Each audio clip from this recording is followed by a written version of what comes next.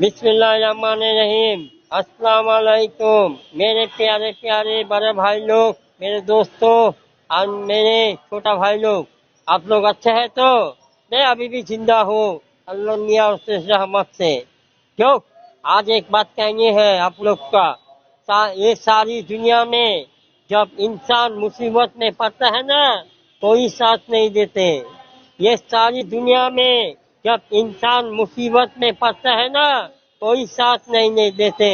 लेकिन मैं हमेशा अपना दोस्तों को हाथ को थामा है।